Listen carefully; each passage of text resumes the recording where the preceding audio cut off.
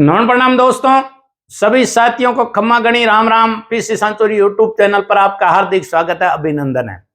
जिनका टारगेट है EO, RO, RS prelims, RS mains, college lecturer, BSTC, PTET, fundamental GK, static GK, current GK को base बना करके परीक्षा उपयोगी सामग्री कैसे पुटअप होती है, कैसे एग्जामिनर उसको पिकअप करता है, हम संपूर्ण जानकारी जीके के साथ साथ देते रहेंगे।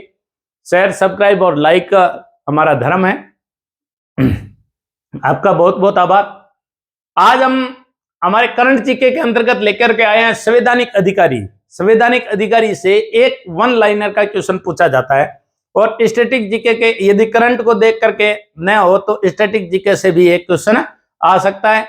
कॉन्स्टिट्यूशनल जो पद नाम है, जो संवैधानिक अधिकारी जिनका संविधान के अंदर उल्लेख किया गया है, उन पदों का हम वर्णन करेंगे और भारत के अधिकारियों का भी वर्णन करेंगे, वन लाइनर क्वेश्चन।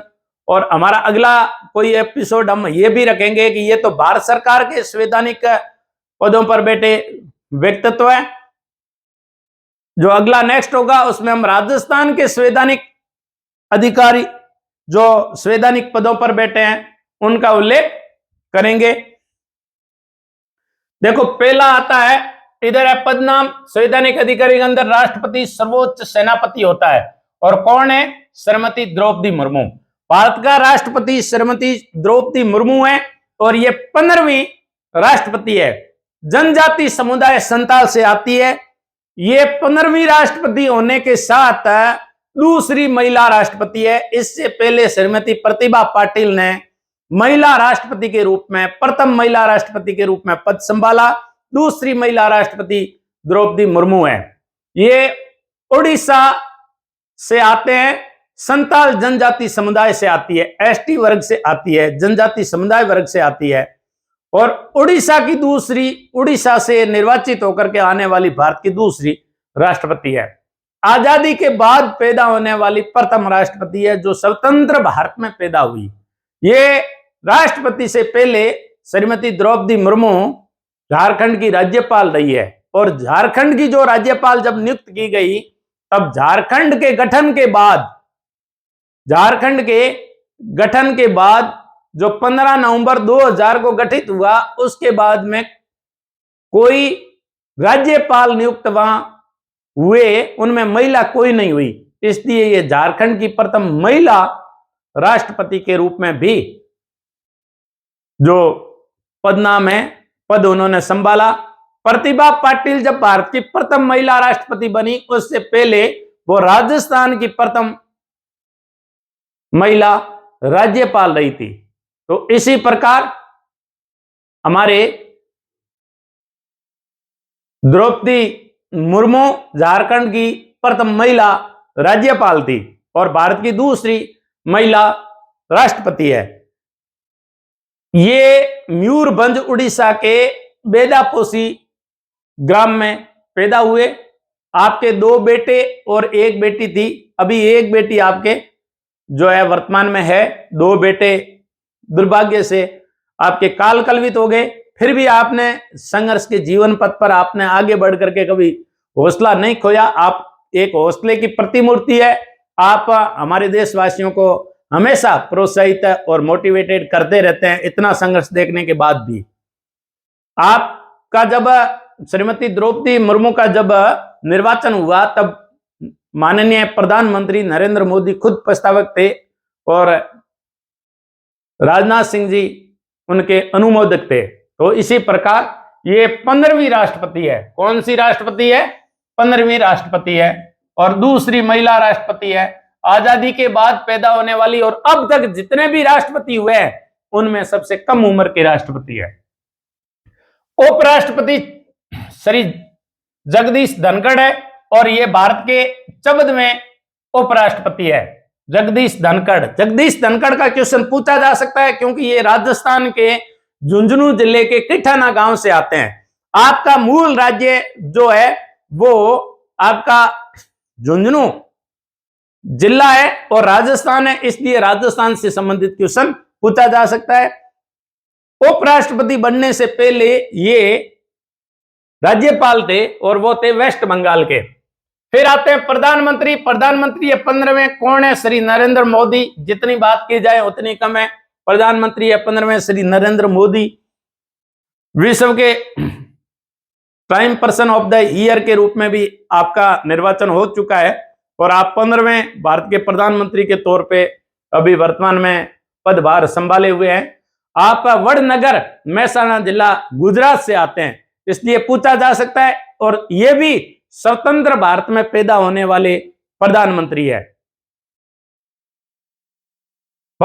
है और श्री नरेंद्र मोदी जो प्रधानमंत्री है, इनका निर्वाचन क्षेत्र पूछा जा सकता है वाराणसी है। वाराणसी विश्व के पुराने शहरों में से एक शहर है वाराणसी। बनारस जो गंगा नदी के किनारे आया हुआ है, विश्व का जीवंत शहर कहलाता। आज तक विश्व के जितने शहर है वो सारे के सारे शहर है वो किसी न किसी कारण से जो है, शहरों की एक परिभाषा होती है, इयोपोलिस, पोलिस, ट्राइनोपोलिस, मेगालोपोलिस, ऐसे ये ट्राइनोपोलिस शहर होते हैं जो विघटन की प्रक्रिया के ओर चले जाते हैं और शहर है वो बिखर जाता है और शहर का अस्तित्व समाप्ति की ओर है।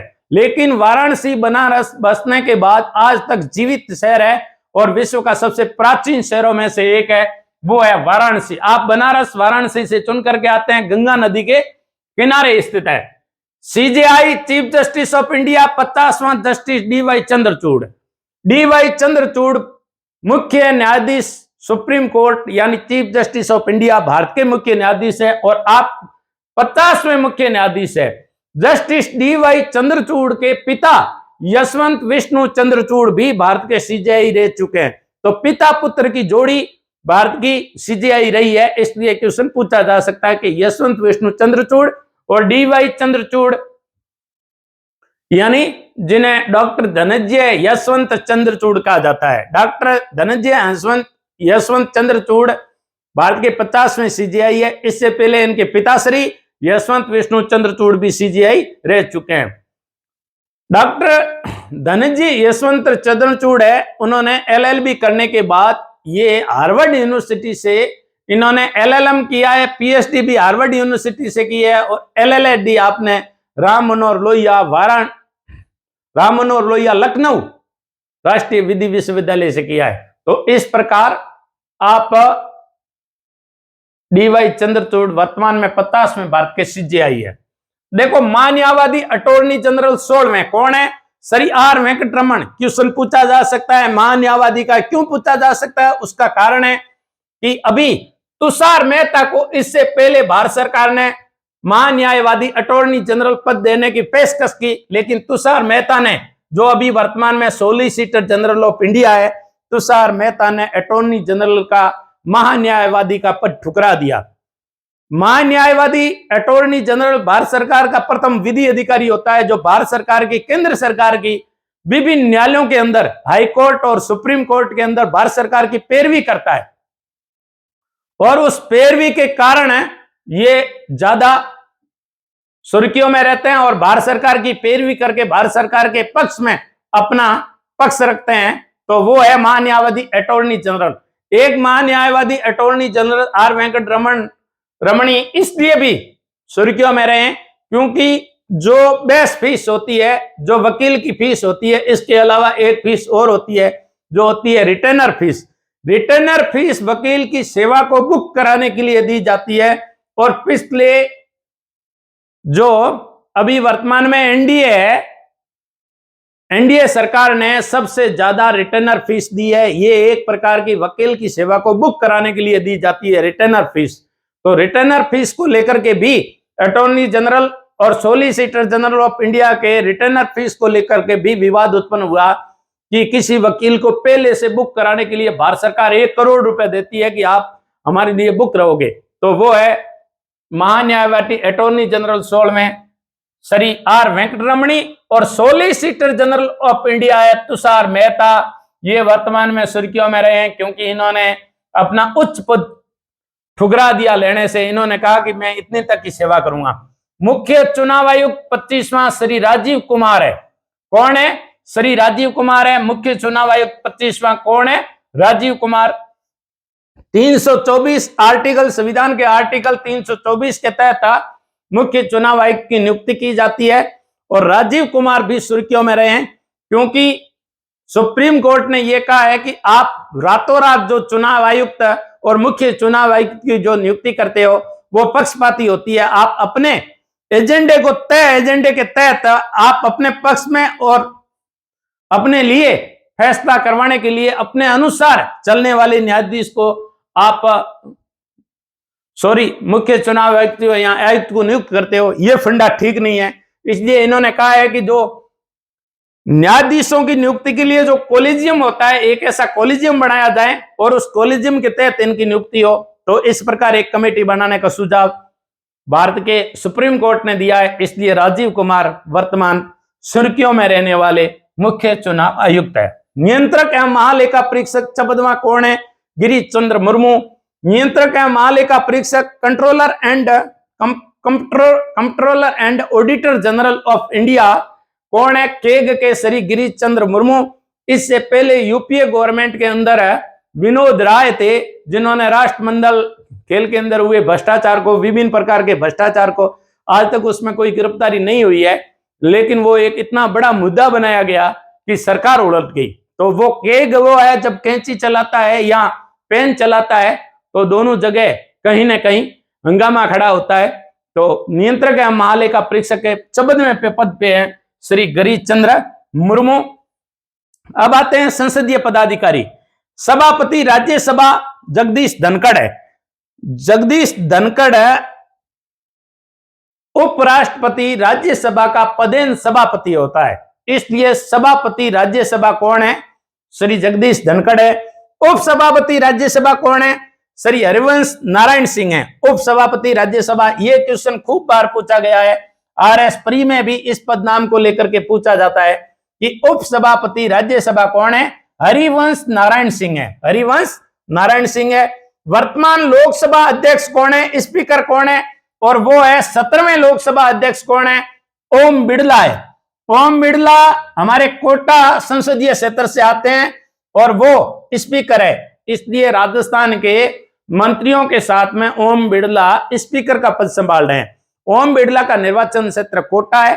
कोटा में विभिन्न योजनाएं लागू करवाने में राजस्थान सरकार का सहयोग लेकर के जो ये कार्य कर रहे हैं, उनके लिए भी सुर्खियों में रहे हैं।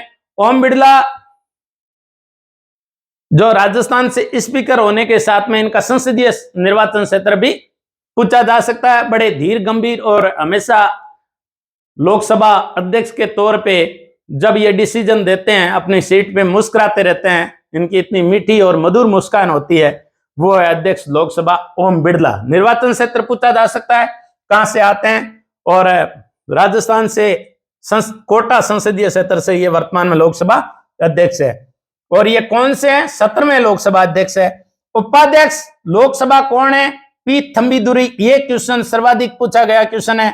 उपाध्यक्ष, अध्यक्ष ने पूछ के उपाध्यक्ष हमेशा पूछा, चाहे वो उपसभापति राज्यसभा हरिवंश नारायण सिंह के बारे में पूछे या उपाध्यक्ष लोकसभा पी थम्बीदुरई के बारे में पूछा जाता है। तो लोकसभा के उपाध्यक्ष कौन है? डिप्टी स्पीकर है लोकसभा के, वो है पी थम्बीदुरई। फिर आता है महासचिव लोकसभा उत्पल कुमार सिंह। ये वर्तमान में सुर्खियों में रहे महासचिव लोकसभा उत्पल कुमार।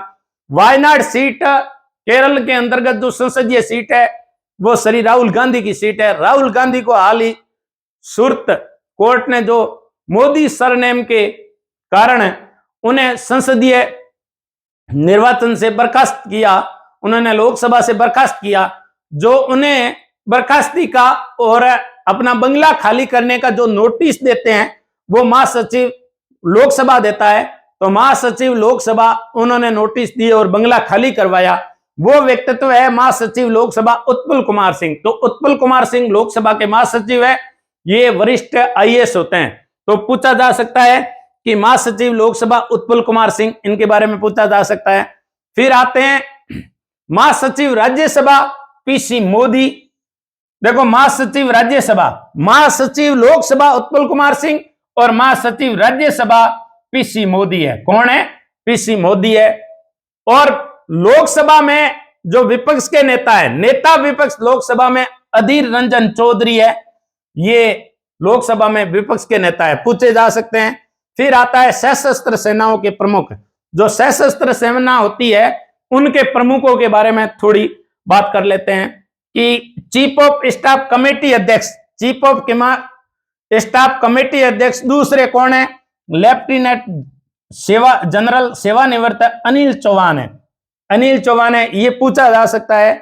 जो हमारे विपिन रावत थे, लेफ्टिनेंट जनरल विपिन रावत थे, वो हमारे इस पद पर थे, चीफ ऑफ स्टाफ कमेटी के अध्यक्ष के पद पे थे, और उनकी हेलीकॉप्टर दुर्घटना के अंदर मृत्यु हो गई। और वो बड़े हरफनमौला थे और बड़े साहसी और अदम्य साहस के लिए, असाधारण कार्यों के लिए जाने जाते थे, और चीन और पाकिस्तान को हमेशा आंख दिखाते थे। हमारे रक्षा मंत्री, गृह मंत्री और प्रधानमंत्री और विदेश मंत्री के साथ में उनकी जो कूटनीतिक रणनीति होती थी, वो हमारे पड़ोसियों के संबंधों को बांधे रखने में महत्वपूर्ण भूमिका निभाते थे विपिन रावत। उनकी मृत्यु उपरांत जो जिनको चीफ ऑफ स्टाफ कमेटी अध्यक्ष बनाया गया, जो दूसरे थे, प्रथम विपिन रावत थे, यह पद बाद में सर्जित किया गया। तो दूसरा लेफ्टिनेंट जनरल सेवानिवृत्त अनिल चौहान है। वायुसेना अध्यक्ष 27वें कौन है? वी.आर. चौधरी है, जो एयर मार्शल कहे जाते हैं, वी.आर. चौधरी, वायुसेना अध्यक्ष वी.आर. चौधरी। ये क्वेश्चन अनिल कुमार चौहान का पूछा जा सकता है कि चीफ ऑफ स्टाफ कमेटी अध्यक्ष कौन है? दूसरे लेफ्टिनेंट जनरल सेवानिवृत्त अनिल कुमार चौहान। और वायुसेना अध्यक्ष कौन है? वी.आर. चौधरी है। इसके बाद में आते हैं नौसेना अध्यक्ष 25वें एडमिरल आर हरि कुमार, पूछे जा सकते हैं। तीनों के बारे में पूछे जा सकते हैं, वायुसेना के वी.आर. चौधरी, और नौसेना अध्यक्ष कौन है? आर हरि कुमार। और थल सेना अध्यक्ष कौन है? 29वें लेफ्टिनेंट जनरल मनोज पांडे। तो थल सेना अध्यक्ष लेफ्टिनेंट जनरल मनोज पांडे, नौसेना अध्यक्ष 25वें एडमिरल आर हरि कुमार, और वायुसेना अध्यक्ष 27वें वी.आर. चौधरी। तो इन तीनों के बारे में पूछा जा सकता है। पंकज कुमार सिंह महानिदेशक सीमा सुरक्षा बल बीएसएफ के पंकज कुमार सिंह को नियुक्त किया गया है।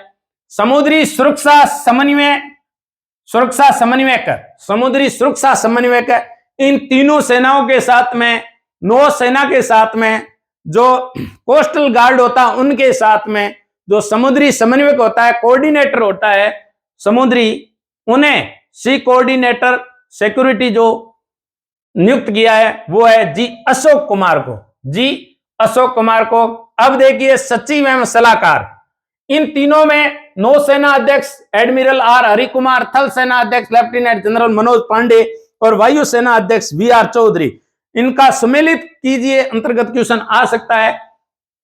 महानिदेशक सीमा सुरक्षा बल कभी पूछा नहीं जाता है, लेकिन फिर भी अपने को ध्यान में रखना है। इसके बाद में समुद्री सुरक्षा समन्वयक जी अशोक कुमार के बारे में इतना महत्वपूर्ण नहीं पूछा जाता है। इनमें से जो पूछा जाता है सचिव एवं सलाहकार में, देखिए प्रधानमंत्री के प्रधान सचिव कौन है? डॉक्टर प्रमोद कुमार मिश्रा, क्योंकि प्रधानमंत्री की जितनी भी मीटिंग होती है उनको निर्धारित करने का, उनका एजेंडा तैयार करने का, और एक छाया की भांति साथ में कार्य करते हैं, वो है प्रधानमंत्री के प्रधान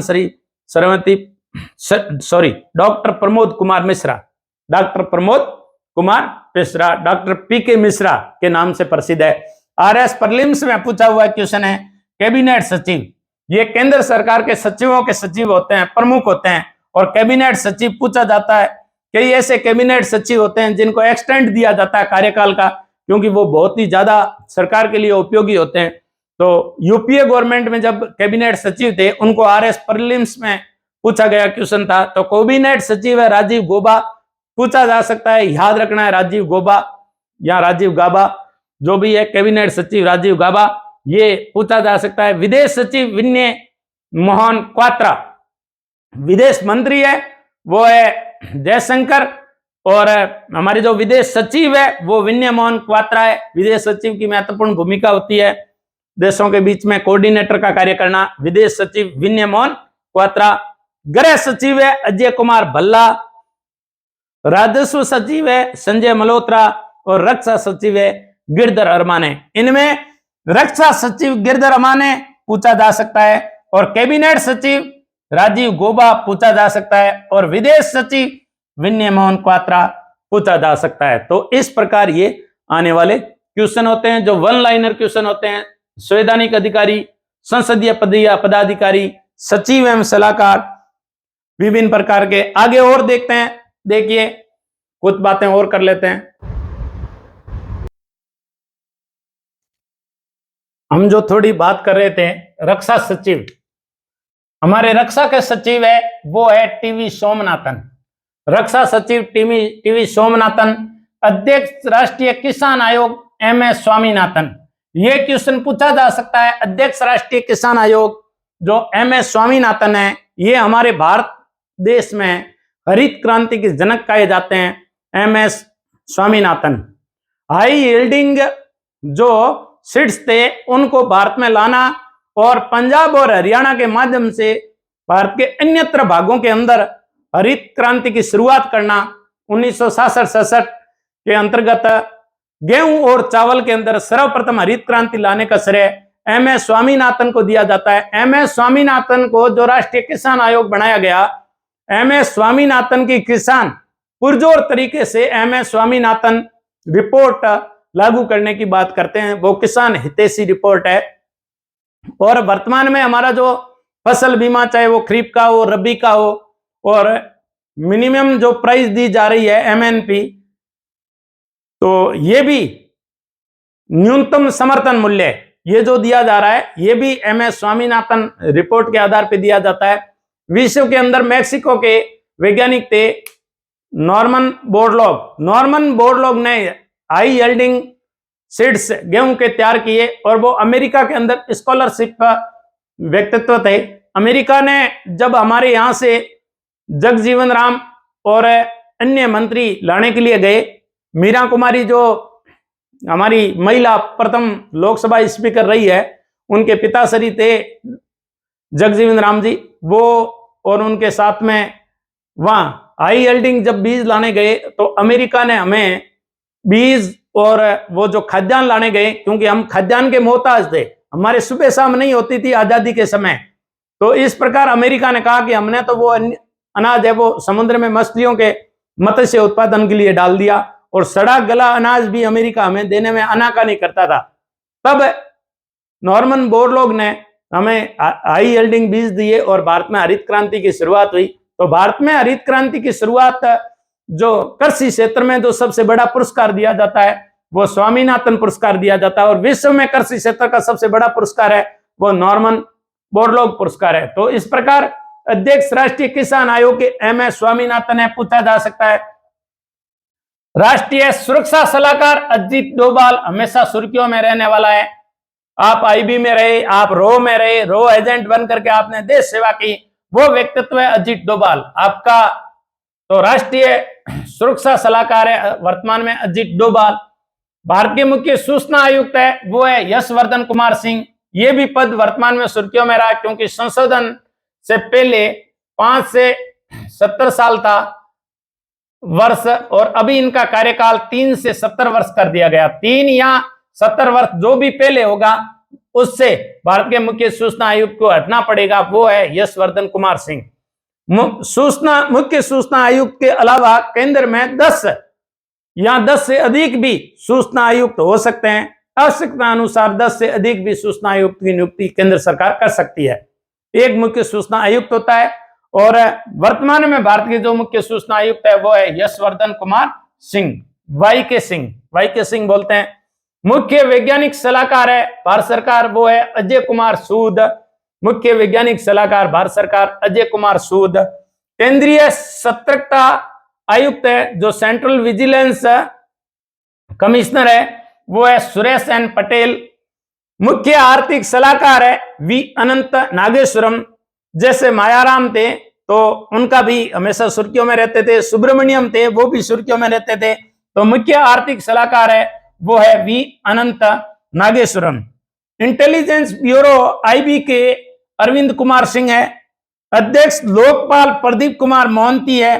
ये पद के लिए कभी अन्ना हजारे जैसे व्यक्तित्व ने दिल्ली के जंतर मंतर पर लंबा धरना दिया था और सरकार पलटने का काम किया था, और आजकल ये कोई सुर्खियों में नहीं है। अध्यक्ष Lokpal Pradeep Kumar Mohanty. Research and analysis wing Samant Goel है उनके महानिदेशक, रिसर्च एंड एनालिसिस विंग महानिदेशक यानी रो। ये भारत की प्रमुख एजेंसी है जो गुप्त सूचनाओं का संग्रह करती है। रिसर्च एंड एनालिसिस विंग महानिदेशक है सामंत गोयल। जैसे पाकिस्तान में आईसीआई है, इसी आईएसआई है, पाकिस्तान में आईएसआई है। ऐसे ही इजराइल की भी जो खुफिया एजेंसी है वो बड़ी सुर्खियों में रहती है। अमेरिका की बड़ी सुर्खियों में रहती है। अमेरिका के खुफिया एजेंसी के द्वारा दिया गया डाटा विश्व के अंदर शेयर होता है और अपने कुकृत्यों के लिए और अपने खराब कारनामों के लिए जो जानी जाती है वो आईएसआई पाकिस्तान की है। भारत की जो देश की रक्षा के लिए और गुप्त सूचनाओं के संग्रहण के लिए रिसर्च एंड एनालिसिस विंग महानिदेशक सामंत गोयल की अध्यक्षता में चल रही है अभी वर्तमान में। यह क्वेश्चन सर्वाधिक पूछा जाता है कि अध्यक्ष होता है नीति आयोग का, पीएम खुद होता है। अभी वर्तमान में नरेंद्र मोदी है अध्यक्ष नीति आयोग के। नीति आयोग के जो अध्यक्ष है वो है पीएम। जो योजना आयोग है उसकी जगह नीति आयोग का गठन 2015 में किया गया। योजना आयोग का विघटन करके नीति आयोग बना दिया गया और उनके अध्यक्ष है वो पीएम है। और उपाध्यक्ष है नीति आयोग के वो वर्तमान में डॉक्टर सुमन बेरी है। उपाध्यक्ष का खूब सारा पूछा जाता है। यूपीए गवर्नमेंट में मोटेंग सिंह जब एलूवालिया थे तो उनके बारे में सर्वाधिक पूछा गया क्वेश्चन था, वो था उपाध्यक्ष नीति आयोग सुमन बेरी। ये क्वेश्चन पूछा जाता है, नीति आयोग का नहीं पूछा जाता है, तो उपाध्यक्ष सबसे ज्यादा पूछा जाता है। उपाध्यक्ष वर्तमान में कौन है? डॉक्टर सुमन बेरी। अध्यक्ष राष्ट्रीय बाल संरक्षण आयोग की है प्रियंका कानूनगो। अध्यक्ष जो हमारे राजस्थान की जैसे सुनीता बेनीवाल थी तो वो सुर्खियों में रहते थे, राज्य बाल संरक्षण आयोग की थी सुनीता बेनीवाल। ऐसे ही अध्यक्ष राष्ट्रीय बाल संरक्षण आयोग की है प्रियंका कानूनगो। राष्ट्रीय बाल संरक्षण आयोग की प्रियंका कानूनगो है। अध्यक्ष संघ लोक सेवा आयोग सिविल सर्विसेज की जो बच्चे तैयारी करते हैं उनके लिए ये पद सर्वाधिक उपयुक्त होता है, क्योंकि उनके लिए ज्यादा काम के लिए होता है कि लोग वहां चाहते हैं कि कोई भ्रष्टाचारी वो है संघ लोक सेवा आयोग का अध्यक्ष नहीं हो। पेपर आउट अभी वर्तमान में आरपीएससी जितनी बदनाम है, राज्य सरकारों की पीएससी जितनी बदनाम है, राजस्थान अधीनस्थ बोर्ड पेपर आउट के लिए जितनी बदनाम है, तो ये जिम्मेदारी का पद होता है अध्यक्ष संघ लोक सेवा आयोग। डॉक्टर मनोज सोनी है वर्तमान में, यूपीएससी बोलते हैं इन्हें, यूनियन पब्लिक सर्विस कमीशन का अध्यक्ष कौन है? डॉक्टर मनोज सोनी। भारत के कानून सचिव कौन है? अनूप कुमार मेहंदीरता। भारत के कानून सचिव अनूप कुमार मेहंदीरता। अध्यक्ष 22वें विधि आयोग ऋतुराज अवस्थी। ये विभिन्न प्रकार के कानूनों के बारे में सलाह देते हैं। अध्यक्ष 22वें विधि आयोग ऋतुराज अवस्थी है। अध्यक्ष कर्मचारी चयन आयोग, ये एसएससी के अध्यक्ष है एस किशोर। कौन है? एस किशोर। कर्मचारी चयन आयोग के अध्यक्ष है वो एस किशोर। अध्यक्ष राष्ट्रीय महिला आयोग रेखा शर्मा। दिल्ली सरकार को नोटिस देने वाली रेखा शर्मा सुर्खियों में रही है। अध्यक्ष राष्ट्रीय महिला आयोग रेखा शर्मा। अध्यक्ष 15वां वित्त आयोग, केंद्र और राज्यों के बीच में धन का बंटवारा कैसे हो, वित्त आयोग गठित होता है। और 15वें वित्त आयोग के अध्यक्ष कौन है? एन के सिंह। याद रखना है, एन के सिंह 15वें वित्त आयोग के अध्यक्ष है। 15वें वित्त आयोग के अध्यक्ष है एन के सिंह। अध्यक्ष राष्ट्रीय महिला आयोग की है रेखा शर्मा। अध्यक्ष कर्मचारी चयन आयोग एसएससी का है एस किशोर। अध्यक्ष 22वें विधि आयोग के ऋतुराज अवस्थी। भारत के कानून सचिव है अनूप कुमार मेहंदीरता। अध्यक्ष संघ लोक सेवा आयोग है डॉक्टर मनोज सोनी। अध्यक्ष राष्ट्रीय बाल संरक्षण आयोग की है प्रियंका कानूनगो। उपाध्यक्ष नीति आयोग की है डॉक्टर सुमन बेरी और अध्यक्ष नीति आयोग का है पीएम। उपाध्यक्ष तो है सुमन बेरी और अध्यक्ष पीएम खुद होता है नीति आयोग का, तो नरेंद्र मोदी है। और उपाध्यक्ष नीति आयोग का कौन है? डॉक्टर सुमन बेरी। इस प्रकार के विभिन्न क्वेश्चन है वो पूछे जाते हैं। अगला देखिए, अध्यक्ष राष्ट्रीय पिछड़ा आयोग हंसराज अहीर है। जो ओबीसी वर्ग है उस ओबीसी वर्ग का जो प्रेसिडेंट है, अध्यक्ष है राष्ट्रीय पिछड़ा आयोग हंसराज अहीर है। और ये वर्तमान में सुर्खियों में रहा है क्योंकि ये अपना 26 से 27% आरक्षण मांग रहे हैं। जो जनसंख्या के अनुसार 26 से 27 होते हैं, जबकि इनको 22% आरक्षण ही मिल रहा है ओबीसी वर्ग को। इसलिए अध्यक्ष राष्ट्रीय पिछड़ा आयोग हंसराज अहीर अध्यक्ष केंद्रीय प्रत्यक्ष कर board, central board of direct tax, CBDT यानी केंद्रीय प्रत्यक्ष कर बोर्ड है, नितिन गुप्ता है। कर दो प्रकार के होते हैं, डायरेक्ट कर और इनडायरेक्ट कर। कई बार पूछा जाता है कि निम्न में से कौन सा डायरेक्ट कर है, प्रत्यक्ष कर है, निम्न में से कौन सा इनडायरेक्ट कर है, अप्रत्यक्ष कर है। तो प्रत्यक्ष कर और अप्रत्यक्ष कर उनकी एक सूची बना करके आपको पढ़ना है। और प्रत्यक्ष जो कर है, डायरेक्ट जो कर है, उनके अध्यक्ष है, केंद्रीय प्रत्यक्ष कर बोर्ड के अध्यक्ष है, वो है नितिन कुमार गुप्ता। अध्यक्ष राष्ट्रीय अनुसूचित जनजाति आयोग यानी एसटी आयोग का अध्यक्ष कौन है? हर्ष चौहान है। अध्यक्ष राष्ट्रीय अनुसूचित जनजाति आयोग का हर्ष चौहान है। अध्यक्ष राष्ट्रीय सुरक्षा परिषद एसएन सुब्रमण्यम है। अध्यक्ष राष्ट्रीय सुरक्षा परिषद एसएन सुब्रमण्यम है। अध्यक्ष राष्ट्रीय अल्पसंख्यक आयोग इकबाल सिंह लालपुरा है। इस्लाम धर्म से संबंधित, सिख धर्म से संबंधित, जैन धर्म से संबंधित जो अल्पसंख्यक की सूची में आते हैं उनको किसी न किसी प्रकार से राष्ट्रीय अल्पसंख्यक आयोग के अध्यक्ष बना दिए जाते हैं। वर्तमान में इकबाल सिंह लालपुरा आते हैं। इकबाल सिंह लालपुरा है वो अध्यक्ष राष्ट्रीय अल्पसंख्यक आयोग है। अध्यक्ष राष्ट्रीय मानवाधिकार आयोग, खूब बार पूछा हुआ क्वेश्चन है। अध्यक्ष राष्ट्रीय मानवाधिकार आयोग, मानवाधिकार आयोग की स्थापना 93 में हुई थी और राजस्थान में 18 जनवरी 99 को हुई थी और मार्च 2000 में राज्य मानवाधिकार आयोग गठित हुआ। लेकिन इंटरनेशनल पर, अंतरराष्ट्रीय पर 10 दिसंबर को राष्ट्रीय मानवाधिकार दिवस मनाया जाता है। 1948 के अंदर 10 दिसंबर को राष्ट्रीय मानवाधिकार आयोग, अंतरराष्ट्रीय मानवाधिकार आयोग की स्थापना का गठन हुआ यूएनओ के अंदर। यूएनओ 10 दिसंबर ऑथेंटिक रूप से मानवाधिकार दिवस के रूप में मनाता है। तो हमारे जो अध्यक्ष है राष्ट्रीय मानवाधिकार आयोग वो जस्टिस अरुण कुमार मिश्रा होते हैं। ये सेवानिवृत्त न्यायाधीश होते हैं। तो जस्टिस अरुण कुमार मिश्रा राष्ट्रीय मानवाधिकार आयोग के अध्यक्ष है। अध्यक्ष राष्ट्रीय अनुसूचित जाति आयोग एससी आयोग के अध्यक्ष कौन है? विजय सांपला। अध्यक्ष राष्ट्रीय अनुसूचित जाति आयोग विजय सांपला। निदेशक प्रवर्तन निदेशालय संजय कुमार मिश्रा। आपने सुना होगा ईडी, ये ईडी के अध्यक्ष है कौन? निदेशक प्रवर्तन निदेशालय संजय कुमार मिश्रा। ईडी के छापे चर्चित रहते हैं यदि धन की हेराफेरी हो और धन में किसी भी प्रकार का ऐसा हेराफेरी वाला मामला हो, अवैध रूप से धन का लेन देन हुआ हो खातों के अंतर्गत या कहीं और माध्यम से, तो निदेशक प्रवर्तन निदेशालय इनके अध्यक्ष है संजय कुमार मिश्रा। अध्यक्ष आर्थिक सलाहकार परिषद डॉक्टर विवेक देवराय, महत्वपूर्ण पद है डॉक्टर विवेक देवराय। आर्थिक जो सलाहकार परिषद बना रखी है उनके अध्यक्ष है डॉक्टर विवेक देवराय।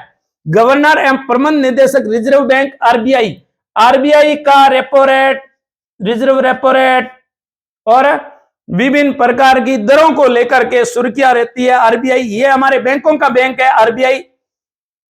1935 में उनका अधिनियम के तहत उनका निर्माण हुआ। 1949 में उसे आजादी के बाद RBI reserve bank of India के रूप में उसे परिवर्तित कर दिया गया। गवर्नर एवं प्रबंध निदेशक reserve bank of India Shaktikanta Das है। इससे पहले खूब सारे रिजर्व बैंक है, जैसे नोटबंदी के बाद 3-4 रिजर्व बैंक के अध्यक्ष है वो फटाफट हटाए गए, कईयों ने मना कर दिया। उनकी सरकार की पॉलिसी के साथ में राग बैठी नहीं, लेकिन गवर्नर एवं प्रबंध निदेशक reserve bank of India Shaktikanta Das वर्तमान में इनकी राग बैठी हुई है। अध्यक्ष भारतीय दूरसंचार नियामक यानी telecom regulatory authority of India के अध्यक्ष है वो है पीडी बाघेला। पीडी बाघेला, जैसे ट्राई कहा जाता है, ट्राई के अध्यक्ष है पीडी बाघेला। अध्यक्ष केंद्रीय फिल्म प्रमाणन बोर्ड प्रसून जोशी। जब कोई फिल्म को, कोई पिक्चर को ABCD ग्रेड दिया जाता है और उसमें कोई अश्लील दृश्य होता है, जब वो विवादित हो जाती है, यानी वो किस कैटेगरी की फिल्म है उस कैटेगरी निर्धारित करने का काम होता है अध्यक्ष केंद्रीय फिल्म प्रमाणन बोर्ड। ये विभिन्न प्रकार के फिल्म निर्माण के क्षेत्र में, छायाचित्रों के निर्माण के क्षेत्र में काम करती है। प्रसून जोशी अध्यक्ष केंद्रीय फिल्म प्रमाणन बोर्ड का अध्यक्ष कौन है? प्रसून जोशी। चेयरमैन एवं CEO रेलवे बोर्ड, ये वर्तमान में सुर्खियों में रहा क्योंकि अशोक गहलोत को संबोधित करते हुए प्रधानमंत्री नरेंद्र मोदी ने हमारे जब राजस्थान में वंदे मातरम ट्रेन स्टार्ट की थी तब उन्होंने इनका नाम लिया था और वो है चेयरमैन एवं CEO railway board Anil Kumar Lahoti. मुख्यमंत्री को संबोधित करते हुए, इंगित करते हुए जिनका नाम लिया कि ये आपका सौभाग्य है कि आपके चेयरमैन एवं सीईओ रेलवे बोर्ड भी राजस्थान से है। तो अनिल कुमार लाहौटी चेयरमैन एवं सीईओ रेलवे बोर्ड के इंपॉर्टेंट क्वेश्चन बनता है। भारत का महापंजीयक एवं जनगणना आयुक्त विवेक जोशी कौन है? विवेक जोशी, ये पूछा हुआ क्वेश्चन है। जब चंद्रमौली भारत के महापंजीयक और जनगणना आयुक्त थे तब पूछा गया क्वेश्चन है कि भारत के जो महापंजीयक एवं जनगणना आयुक्त है वो कौन है। उस समय चंद्रमौली थे, वर्तमान में कौन है? विवेक जोशी। ये 10 साल के बाद में जो जनगणना होती है उन जनगणना का आयोजन करने का कार्य किया जाता है। 2011 के बाद आज तक जनगणना 2021 में होनी चाहिए लेकिन अभी तक नहीं हुई। भारत का महापंजीयक एवं जनगणना आयुक्त है विवेक जोशी। वर्तमान में जनगणना के 29 लाख जनसंख्या अधिक के साथ भारत जनसंख्या के मामले में जो है विश्व का सबसे 1 नंबर का राष्ट्र बन गया है। भारत की जनसंख्या 142.86 करोड़ है, जबकि चीन की जनसंख्या 142.57 करोड़ है। भारत चीन से 29 लाख अधिक है। ये यूएनओ के तहत हमारा जो पॉपुलेशन फंड होता है तो उनके तहत, यूनाइटेड नेशंस पॉपुलेशन फंड के तहत ये बात ऑथेंटिक रूप से जारी कर दी गई है कि भारत विश्व में सर्वाधिक जनसंख्या वाला देश है। तो ये क्वेश्चन हमारा इंपॉर्टेंट बनता है कि भारत का महापंजीयक एवं जनगणना आयुक्त कौन है? विवेक जोशी। ध्यान रखना है, विवेक जोशी के बारे में पूछा जा सकता है। अध्यक्ष भारतीय प्रतिभूति एवं विनिमय board Madhavpuri, security exchange board of India SEBI के अध्यक्ष है माधवपुरी। माधवपुरी सेबी के अध्यक्ष है। अध्यक्ष विश्वविद्यालय अनुदान आयोग एम जगदीश कुमार, ये यूजीसी जो आपकी नेट कराती है, अभी एनटीए करवाती है, नेशनल टेस्टिंग एजेंसी करवाती है, लेकिन वो यूजीसी के तहत स्कॉलरशिप वगैरह वगैरह देना यूजीसी के तहत कार्य होता है। और विश्वविद्यालयों पर नियंत्रण रखना यूजीसी का कार्य होता है। कॉलेजों पर नियंत्रण रखना यूजीसी का कार्य होता है। तो शिक्षा के क्षेत्र में जो कार्य कर रही है यूजीसी, तो इसी प्रकार यूनियन ग्रांट जो कमीशन है यूजीसी का अध्यक्ष विश्वविद्यालय अनुदान आयोग है वो एम जगदीश कुमार है। एम जगदीश कुमार है। लेखा महानियंत्रक एम दुबे है। लेखा महानियंत्रक एम दुबे है। इन पदों में से ट्राई पूछा जाता है अमूमन। अध्यक्ष केंद्रीय फिल्म प्रमाणन बोर्ड, यदि कोई फिल्म विवादित रही है तो पक्का क्वेश्चन पूछा जाता है। रेलवे बोर्ड का पूछा जा सकता है। भारत का महापंजीयक एवं जनगणना आयुक्त विवेक जोशी का पूछा जा सकता है। इसी प्रकार सेबी का पूछा जा सकता है और यूजीसी का अध्यक्ष कई बार पूछा गया है। तो इस प्रकार ये भारत के जो पदाधिकारी है विभिन्न पदों पर बैठे हैं उनका वर्णन हम किया।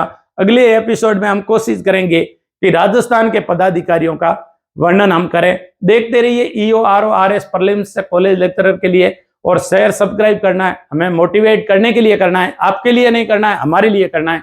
धन्यवाद।